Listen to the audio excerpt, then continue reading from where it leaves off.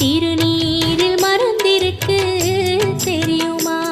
அதை தினம் அணிந்தால் புகழிருக்கு புரியுமா?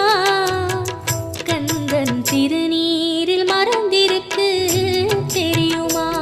அதை தினம் அணிந்தால் புகழிருக்கு புரியுமா? கந்தன் திருநீரில் மறந்திருக்கு தெரியுமா? நெற்றிக் கண்ணில் பிறந்தவனே தெரியுமா?